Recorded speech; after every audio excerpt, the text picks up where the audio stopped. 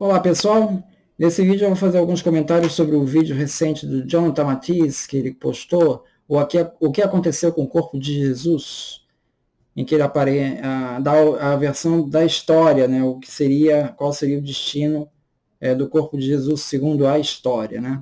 Eu vou trazer aqui um argumento levantado pelo N.T. Wright, agradeço aí ao Érico do canal Teologia e História pela bibliografia, e no livro A Ressurreição do Filho de Deus, da editora Paulus, 2017. Então, os argumentos desse vídeo são desse livro, basicamente do capítulo 18. Né?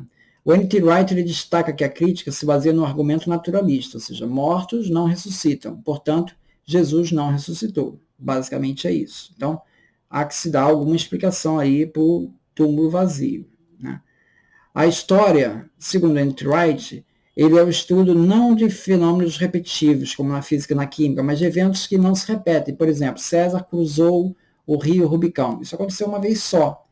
Então, o fato de você ter um evento histórico que só aconteceu uma vez só, para a história isso não é muito problema.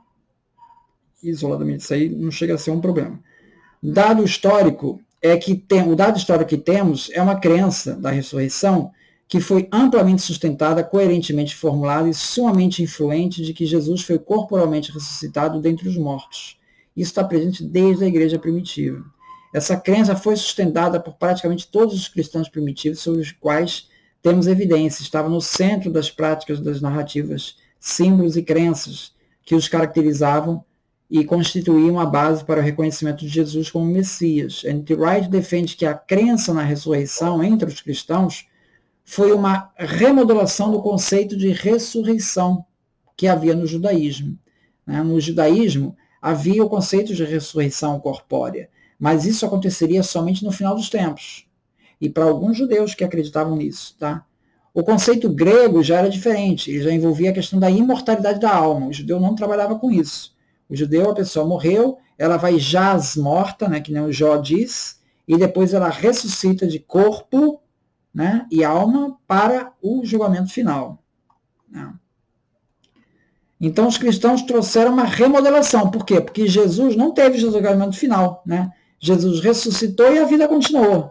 Então tem aí uma ressignificação aí da ressurreição. Não foi bem aquilo que os judeus estavam falando que ia acontecer.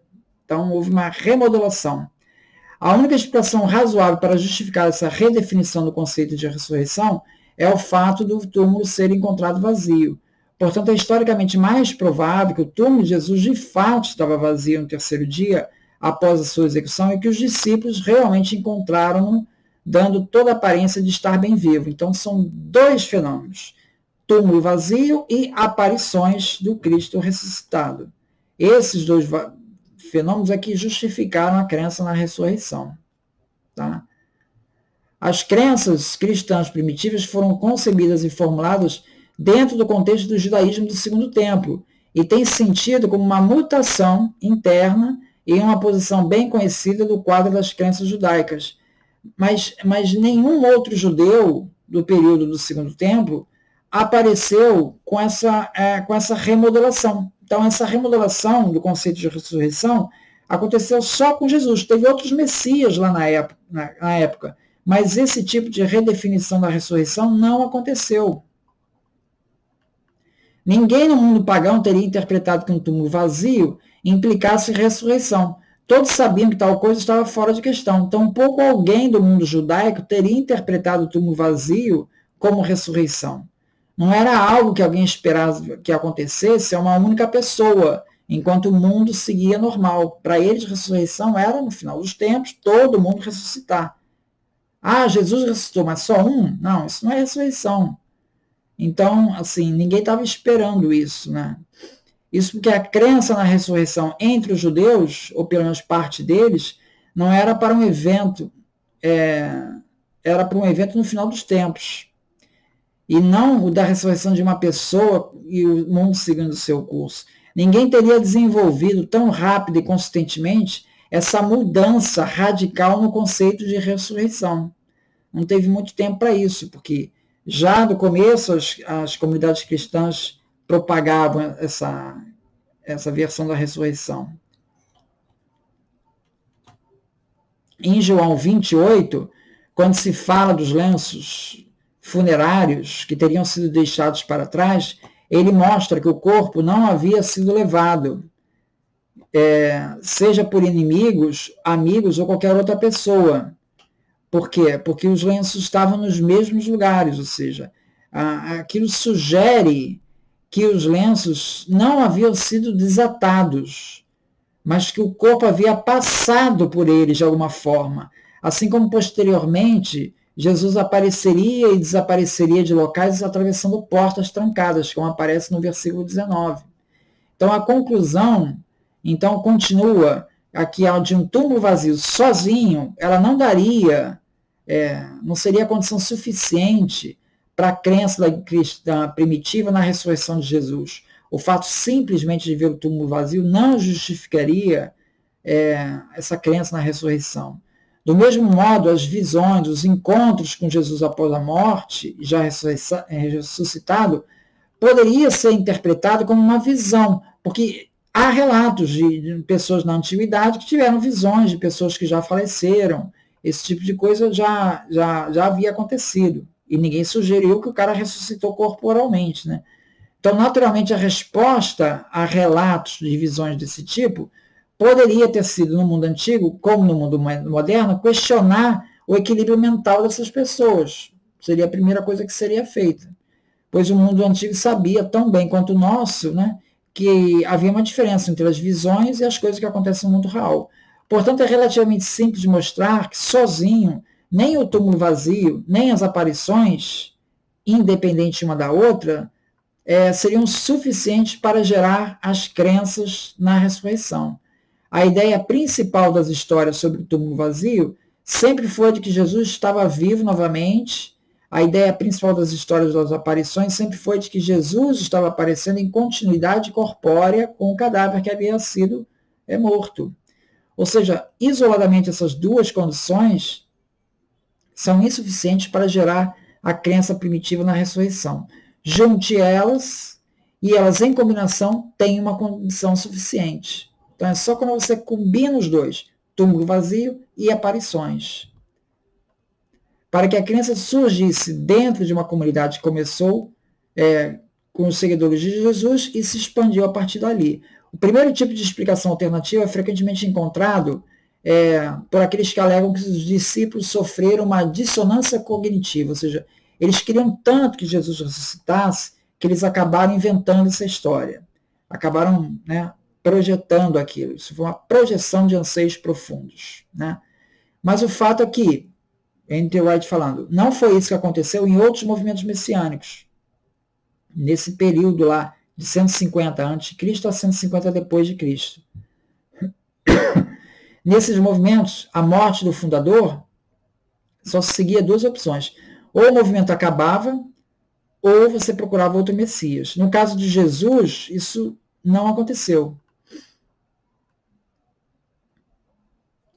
E ademais, já que se considerar que entre os discípulos ninguém estava esperando a ressurreição dentre os mortos.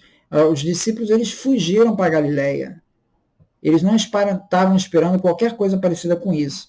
Um segundo tipo de explicação é a teoria de que os primeiros cristãos tiveram uma profunda experiência religiosa que apenas lentamente foi se convertendo na ressurreição, na crença na ressurreição.